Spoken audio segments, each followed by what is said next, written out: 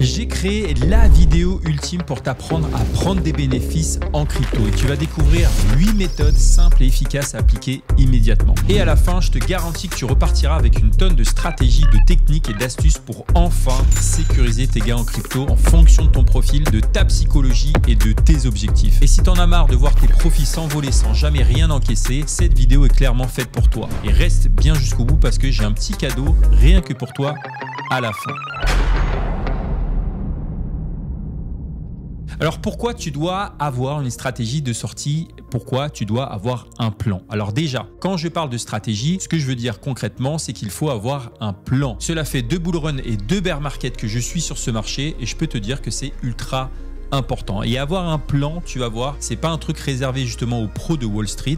Au contraire, c'est accessible, tu vas le voir, à tout le monde et c'est même indispensable si tu veux réussir à vraiment sécuriser tes bénéfices et prospérer sur les marchés financiers. Alors pourquoi c'est si important de vendre? Tout simplement parce que le moment où tu vas devoir vendre, c'est exactement celui où ta psychologie risque de devenir ta pire ennemie. Et quand tu vas voir justement tes cryptos monter tous les jours, ton cerveau est littéralement noyé sous la dopamine et l'euphorie. Et à ce moment-là, ton jugement devient beaucoup moins clair. Tes émotions alors te crient de tenir, d'attendre encore un peu, alors que ton plan, lui, te dit exactement quoi faire et à quel moment le faire. C'est justement pour ça qu'il faut impérativement écrire ton plan à l'avance, noir sur blanc. Et là-dessus, j'insiste vraiment, écris-le vraiment. Et que ce soit sur un cahier ou dans un fichier Excel, peu importe, mais écris clairement ce que tu comptes faire et quand tu vas le faire. Parce que si tu te contentes de garder ce plan dans ta tête, alors crois-moi, au moment crucial, tu vas le modifier sous le coup de l'émotion, tout simplement. Donc tu vois, c'est comme le célèbre graphique du cycle émotionnel des marchés, la fameuse Wall Street cheat sheet. En gros, au sommet, tu te sens euphorique, invincible, persuadé que ça va continuer à monter à l'infini, sauf que la descente arrive toujours juste après. Et là, c'est généralement trop tard. Donc ton plan, justement, il existe pour te protéger de cette euphorie trompeuse.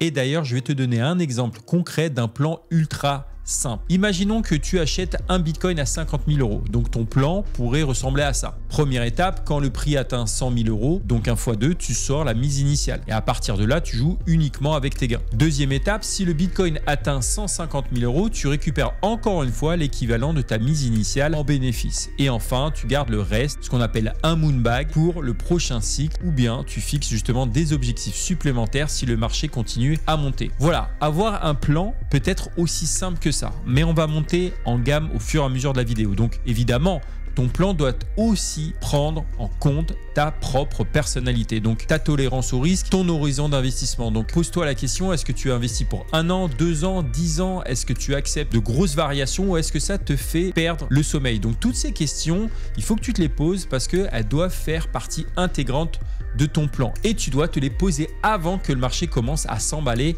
et pas après. Et j'irai même plus loin, il faudrait que tu poses ce plan avant d'acheter. Dernier conseil pour finir, respecte les targets, donc les objectifs, mais reste flexible. Donc une fois que tu as écrit ton plan, tiens-toi à ce que tu as décidé, mais prends des notes. Si tu sens que ton plan n'était pas parfait, analyse-le calmement après coup. Et donc ça te permettra tout simplement de l'améliorer et d'être encore meilleur au prochain bull run.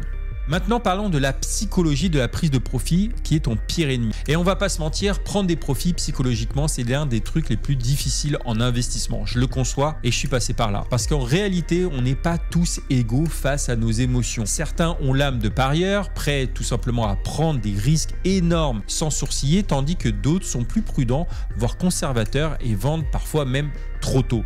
Et ce que je veux dire par là, c'est qu'il n'y a pas de psychologie parfaite en investissement.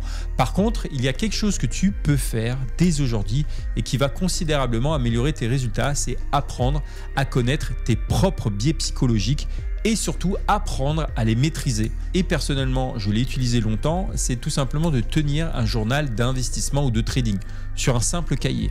Donc tu notes dessus et régulièrement tes décisions, mais surtout tes émotions à chaud. Donc la peur, l'euphorie, l'impatience, le doute. Et en relisant ça à froid, quelques semaines ou quelques mois plus tard, ou même quelques années, tu vas apprendre énormément sur toi-même. Et si tu débutes dans les cryptos, crois-moi, ça devrait même être l'un de tes objectifs principaux, c'est d'apprendre de tes erreurs pour devenir meilleur au prochain cycle. Autre point très important, si ton investissement ou ton trade t'empêche littéralement de dormir la nuit, c'est peut-être le signal d'alarme ultime qui doit te pousser à prendre des profits immédiatement ou à réduire tout simplement ton exposition au marché. Donc aucun investissement ne mérite que tu sacrifies ta santé mentale. Et je sais, je suis passé par là, 2018-2019, j'avais des trades en cours, ça m'empêchait de dormir, je regardais constamment mon téléphone et c'était tout simplement l'horreur. Et depuis ce moment-là, j'ai arrêté de le faire, j'ai arrêté de trader. Donc sois à l'aise avec tes investissements. Et d'ailleurs, il y a un biais psychologique très connu en finance qui est l'aversion à la perte. Et concrètement, ça veut dire que les êtres humains accordent beaucoup plus d'importance à la perte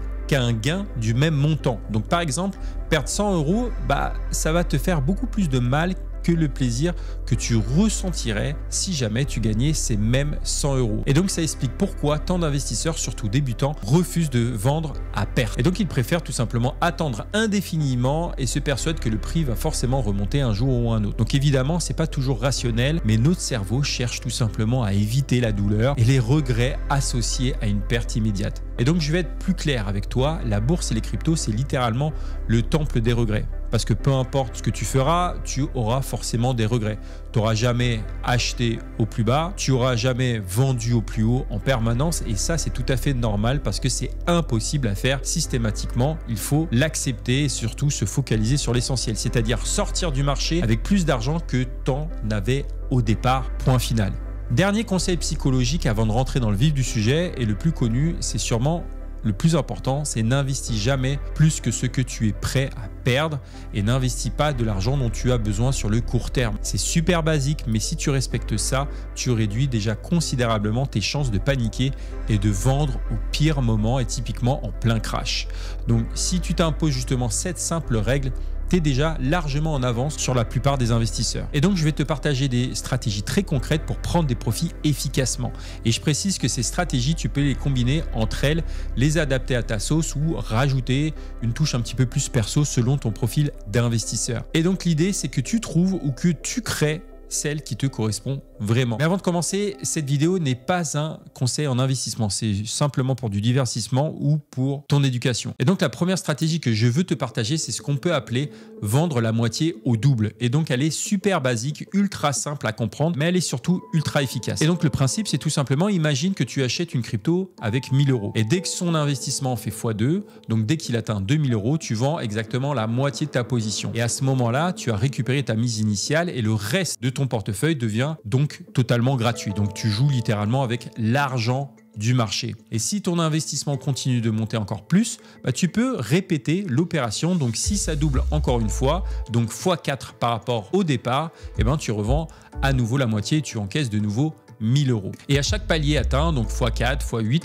tu récupères à nouveau des bénéfices équivalents à ta mise initiale tout en gardant toujours une part de ton portefeuille investi au cas où ça pourrait continuer de monter. Et donc cette méthode a un énorme avantage psychologique parce que dès le premier doublement, tu n'as plus aucun risque de perte nette et ton stress diminue fortement. Et l'inconvénient, car évidemment il y a toujours un inconvénient, c'est que si ça continue de pumper fort, tu auras sorti une partie de tes fonds beaucoup trop tôt. Mais comme on l'a vu justement avant, c'est impossible de vendre au sommet exact à chaque fois et c'est mieux d'avoir sécurisé une partie de tes gains que de repartir avec rien du tout. Et donc si cette approche ne te suffit pas ou ne te correspond pas, soit à ton style, pas de panique parce qu'on continue avec la stratégie numéro 2. Et donc la deuxième méthode, c'est tout simplement de se fixer à l'avance des prix cibles précis auxquels tu vendras progressivement une partie de ton portefeuille. Donc concrètement, qu'est-ce que ça veut dire? Ça consiste tout simplement à déterminer plusieurs niveaux de prix à l'avance sur lesquels tu t'engages à vendre un certain pourcentage de ta position. Donc par exemple, imaginons que tu aies acheté du sol à 50 $. Ton plan pourrait ressembler à ça. Donc à 100 $, tu vends 20% de ton bag, à 150 $, tu vends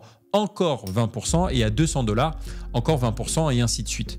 Et je sais que ça paraît évident comme stratégie, mais en réalité, beaucoup d'investisseurs la ratent parce qu'ils improvisent au dernier moment sous le coup de l'euphorie et c'est là que tu te retrouves à fixer des targets complètement irréalistes alors que tu aurais pu et tu aurais même dû largement sécuriser tes profits avant. Et donc encore une fois, l'important ici, c'est d'avoir un plan précis, noir sur blanc, donc avant que le marché s'emballe. Et si tu n'as pas fixé ces objectifs par écrit au préalable, crois-moi, ton cerveau euphorique te poussera systématiquement à repousser les ventes jusqu'à ce qu'il soit trop tard. Par contre, Attention au piège inverse, c'est-à-dire de fixer des targets trop conservatrices qui pourraient tout simplement te priver de gros bénéfices si le marché s'envole. Et c'est pour ça qu'il faut toujours trouver un bon équilibre justement entre prudence et ambition. Et d'ailleurs, petit aparté, si tu veux aussi trouver un équilibre entre texte et vidéo pour perfectionner tes connaissances en crypto et surfer sur ce cycle, eh bien tu peux rejoindre ma newsletter totalement gratuite et chaque jour tu recevras un condensé des meilleures infos crypto, une analyse graphique du jour ainsi que des sujets pédagogiques pour améliorer justement tes connaissances. Et le tout gratuitement et directement dans ta boîte mail. Alors rejoins plusieurs dizaines de milliers de lecteurs dès maintenant en cliquant justement sur le lien en description. Mais maintenant passons à la stratégie numéro 3 qui ne repose pas ici sur des prix précis mais plutôt sur des repères temporels qui consistent tout simplement à vendre tes cryptos à des moments déterminés à l'avance en fonction du cycle. Donc, par exemple, concrètement, qu'est-ce que ça veut dire?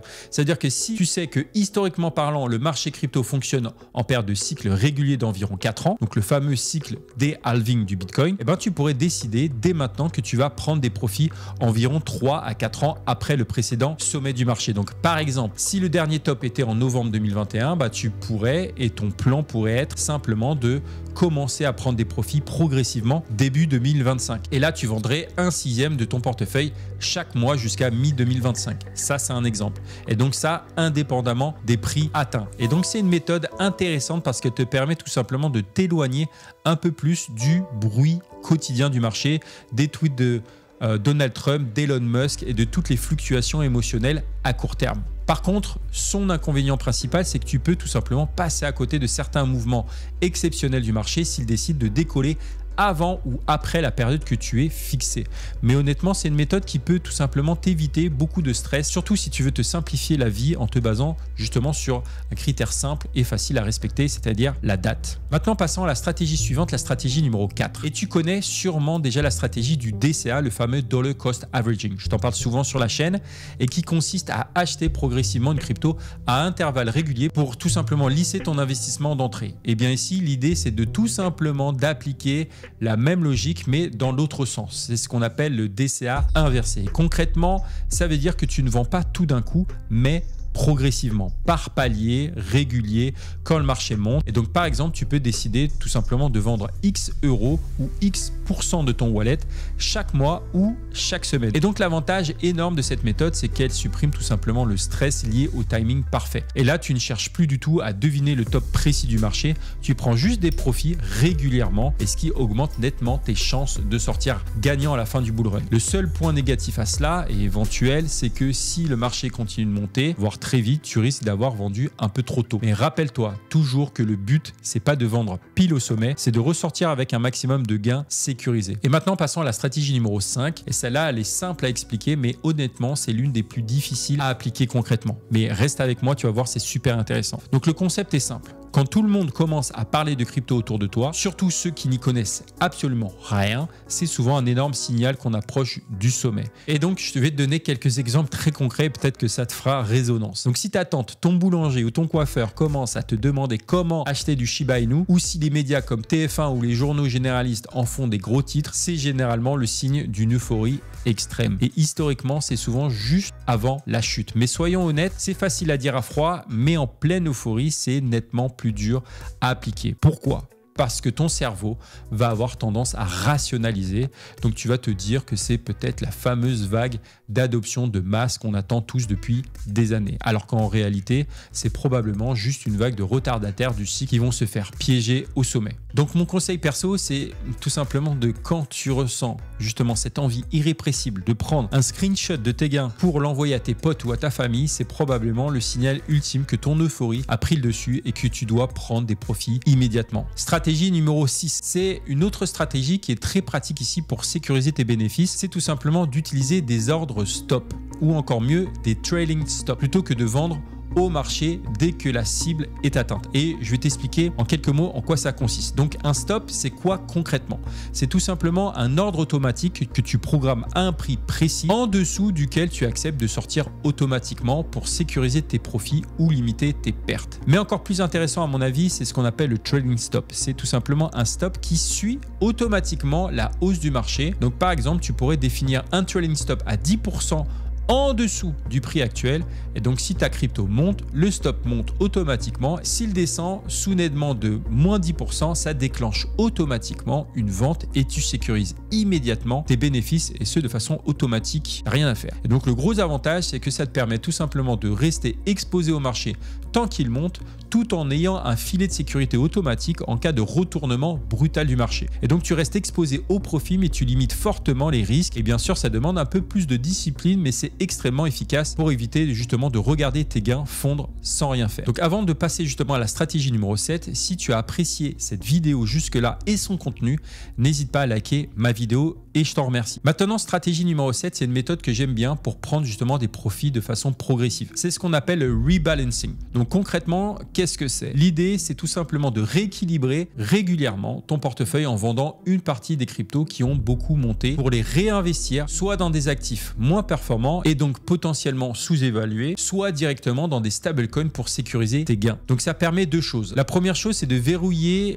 tes profits sur les cryptos qui ont explosé et donc de réduire ton risque en maintenant une diversification équilibrée. Par contre, le gros défaut de cette méthode, c'est qu'elle t'oblige tout simplement à réduire régulièrement ton exposition aux cryptos les plus performantes, donc celles qui ont fait les plus gros runs. Et par exemple, pendant une période où Bitcoin monte tout seul, comme ça s'est passé pendant ce cycle, cette stratégie aurait pu te faire manquer une bonne partie de la hausse. Mais globalement, c'est quand même une méthode qui reste très saine pour sécuriser tes gains de manière régulière et éviter justement des mauvaises surprises en cas de retournement brutal du marché. Stratégie numéro 8, on arrive jusqu'au bout. Mais l'analyse technique peut tout simplement et vraiment être ton allié au moment de sortir justement du marché. Donc c'est beaucoup plus technique mais beaucoup plus efficace. Et je vais te donner rapidement quelques indicateurs simples que j'aime bien utiliser personnellement. Déjà, il y a les moyennes mobiles. C'est facile à utiliser, très visuel et efficace pour identifier justement un retournement. Et donc par exemple, si le prix casse une moyenne mobile majeure comme la MA 50, donc la moyenne mobile 50 ou la MA 200, donc la moyenne mobile 200 en daily, en quotidien. Ça peut être un signal clair qu'il est temps tout simplement de sécuriser ses gains. Donc tu peux aussi utiliser les niveaux de support et résistance. Donc si le prix casse brutalement à la baisse un support majeur, après justement une période de range, donc de latéralisation, c'est souvent un bon signal qu'il est temps d'alléger ta position. Un autre indicateur qui peut être très utile, surtout si tu débutes ou si tu aimes justement les outils graphiques très intuitifs, c'est Ichimoku. Donc quand le prix passe justement sous ce fameux nuage Ichimoku sur une grande time frame, donc c'est-à-dire en daily ou en weekly, donc hebdomadaire ou journalier, ça indique tout simplement et généralement que la tendance est en train de se retourner et donc il est peut-être judicieux de prendre une partie de tes bénéfices à ce moment-là. Et donc rapidement, je te mentionne aussi le RSI. Donc s'il est très élevé sur une grande time frame, c'est-à-dire 85-90 en weekly, par exemple, ça peut indiquer tout simplement que le marché commence à être vraiment en surchauffe. Mais attention, l'analyse technique ne garantit rien à 100%. Ça reste un outil très utile pour gérer ton risque, mais ne permet pas de prédire le futur.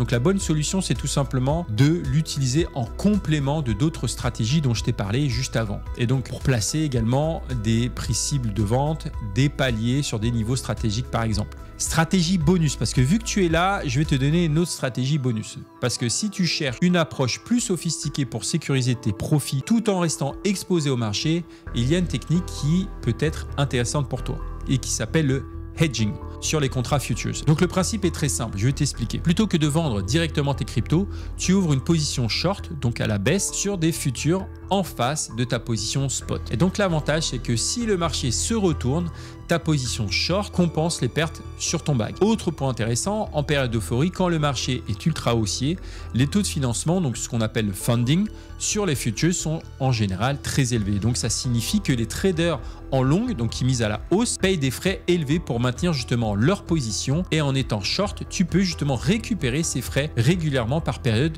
de 8 heures en général. Par contre, attention à une chose, c'est une stratégie qui demande de bien comprendre le fonctionnement des futures, notamment les taux de funding et les risques de liquidation, qui sont réels si la position est mal gérée. Et ce n'est clairement pas pour les débutants, mais pour les investisseurs les plus expérimentés qui savent justement gérer un risque maîtrisé. Donc si tu ne maîtrises pas encore très bien le trading sur les futures, mieux vaut rester sur des stratégies précédentes qui sont déjà largement suffisantes pour bien sécuriser tes cryptos. Donc on vient de voir plusieurs stratégies concrètes pour prendre des profits, mais il y a encore quelques bonnes pratiques que je voudrais te partager pour t'aider justement à optimiser ta stratégie et t'éviter les mauvaises surprises. Le premier, c'est tout simplement de t'assurer d'avoir des fonds liquides et accessibles, parce qu'en fin de bull run, les mouvements peuvent être ultra violents et les opportunités de vente ne durent parfois que quelques heures. Donc si tes fonds sont bloqués en stacking avec une période de lock trop longue, tu risques de rater tout simplement le bon moment pour vendre.